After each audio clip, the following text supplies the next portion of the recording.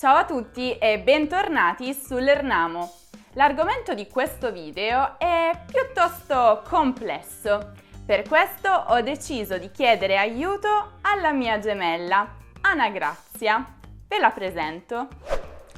Ciao a tutti, sono Anagrazia e no, non sono la gemella di nessuno perché io sono unica e inimitabile. Sì, ok.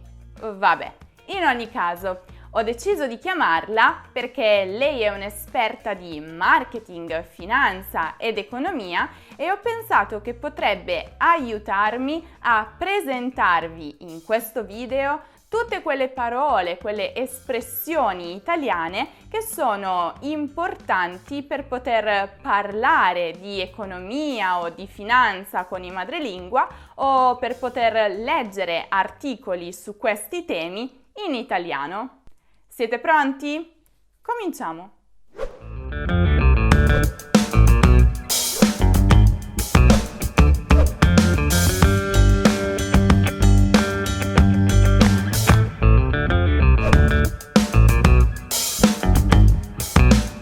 Oggigiorno il problema più doloroso delle famiglie italiane è far quadrare il bilancio a causa della precarietà del lavoro.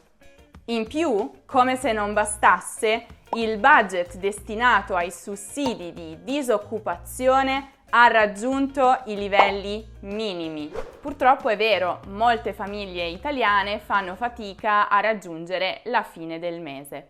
In ogni caso, vediamo un po' il significato delle parole economiche.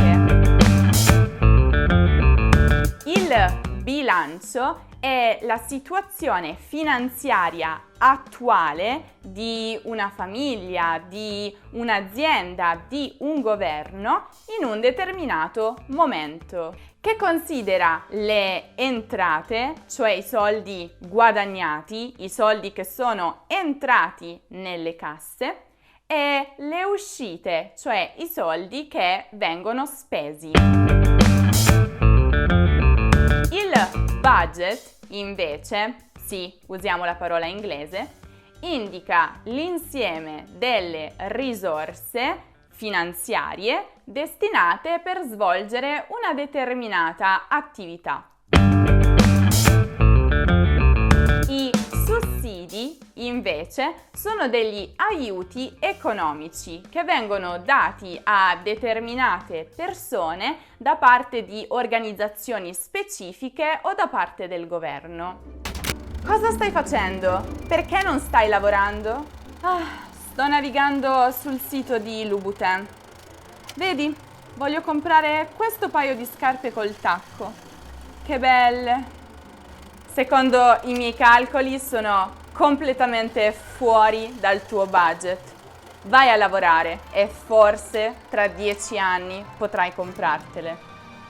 Giovanni ha deciso che quoterà la sua azienda in borsa dall'anno prossimo.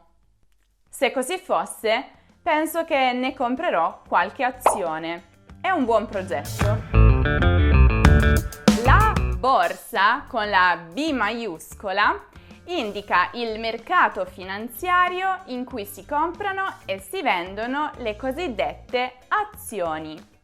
Un'azienda che decide di entrare in questo mercato viene quotata in borsa, ossia mette in vendita delle quote, delle sue piccole parti che potranno essere acquistate dagli investitori interessati. Ognuna di queste quote si chiama azione. Investire in azioni permette di guadagnare denaro attraverso la distribuzione di una parte degli utili dell'azienda, i cosiddetti dividendi, oppure dall'aumento di valore al momento della vendita rispetto al prezzo di acquisto. E questa cosa si chiama plusvalenza. Il guadagno generato dall'investimento in azioni è chiamato rendimento. Ho fatto delle analisi e penso proprio che investirò in borsa. Davvero? Ma che bello! Gucci? Prada? No. Ce l'ho. Hermès.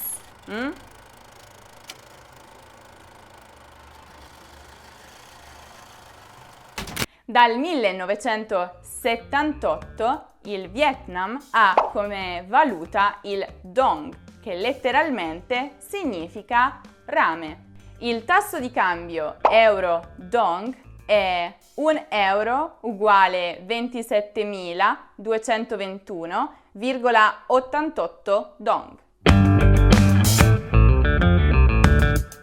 La valuta è la moneta in circolazione in un determinato paese.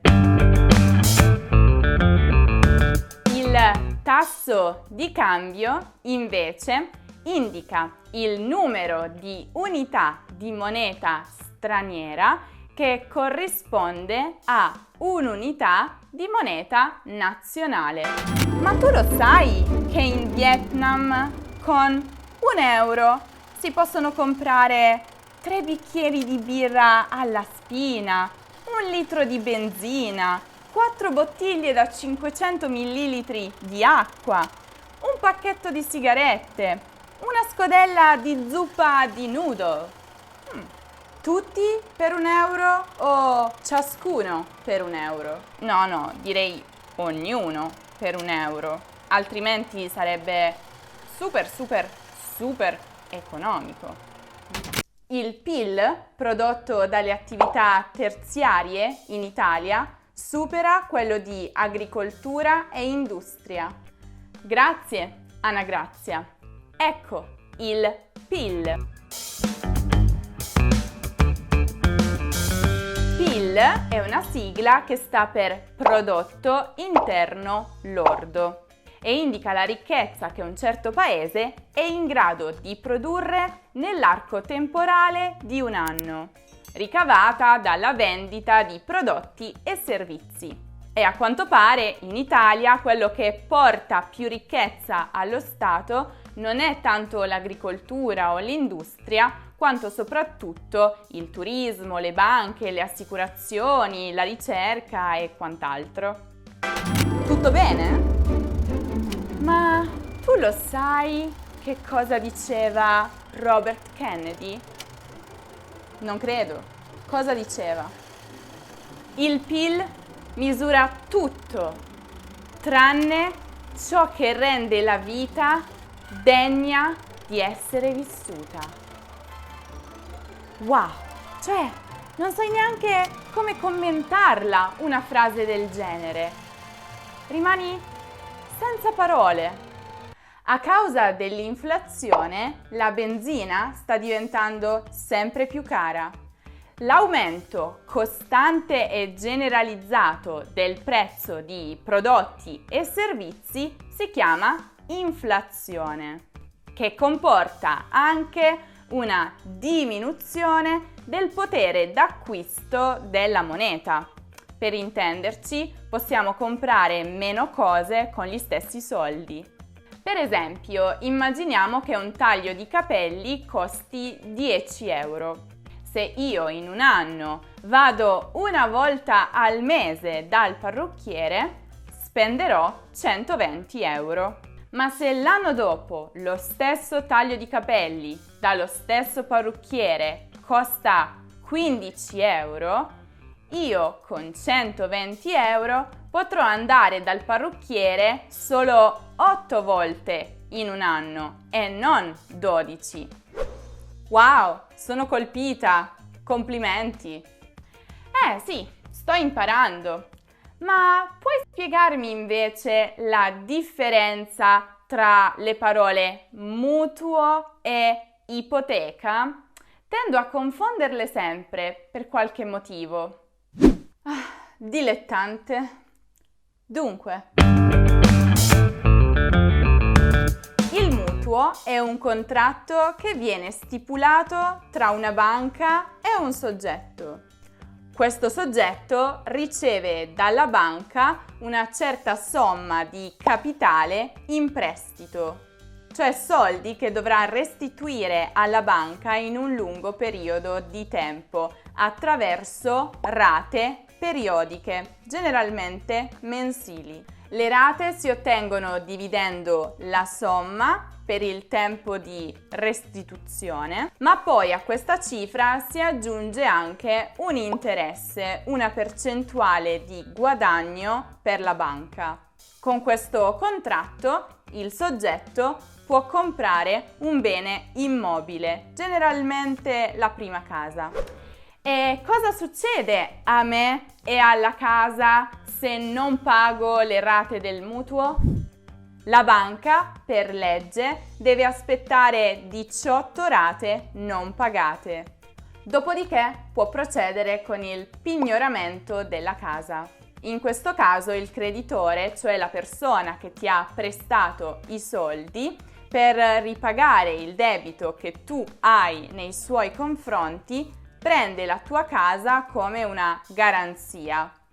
Ovviamente non viene la banca a bussare a casa tua, ma manda un ufficiale giudiziario che ti avverte che la casa è in garanzia per la banca e se tu continui a non pagare, la banca se la prenderà. E invece l'ipoteca in cosa consiste? In che modo è diversa rispetto al mutuo? L'ipoteca, invece, è una garanzia che tu dai al creditore. Cioè l'ipoteca è un bene di cui il creditore ha tutto il diritto di impossessarsi qualora il debito non venga ripagato. In sostanza, il mutuo sono i soldi che ricevi in prestito per comprare una casa, un immobile. Invece l'ipoteca è una garanzia che tu dai al fine di ricevere il prestito. Senti un po', ma se Bill Gates decide di mettere in vendita la sua villa, che vale 125 milioni di dollari, secondo te la banca mi concederebbe un mutuo per comprarla? Tu avresti bisogno di vivere almeno 6 o 7 vite per poter ripagare quel mutuo, quindi no, la banca non te lo concederà mai.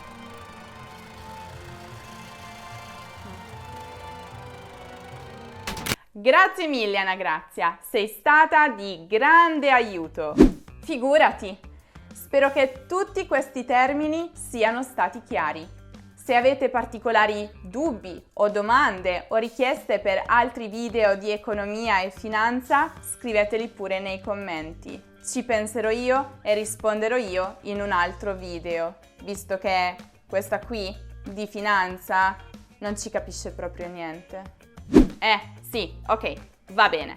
In ogni caso, se volete saperne di più su questo famoso business Italian, l'italiano più professionale tipico del mondo degli affari, non dimenticate di guardare il video dedicato a questo argomento che trovate come sempre sul canale. In realtà il link diretto lo potete trovare anche qui in alto nella card e giù nella descrizione. Se invece avete bisogno di ripassare un qualsiasi altro argomento di grammatica o di cultura italiana, non dimenticate di passare dal nostro sito lernamo.com. Lì troverete tutto quello che vi serve e anche molto di più. Troverete tutte le spiegazioni scritte, gli esercizi automatici e così via. Se invece ancora non lo avete fatto, non dimenticate di seguire l'Ernamo anche su Instagram, su Facebook, su Twitter, su Pinterest e su TikTok per tutti gli altri contenuti esclusivi, interessanti e un po' divertenti. Io invece vi aspetto prestissimo in un nuovo video. Ciao!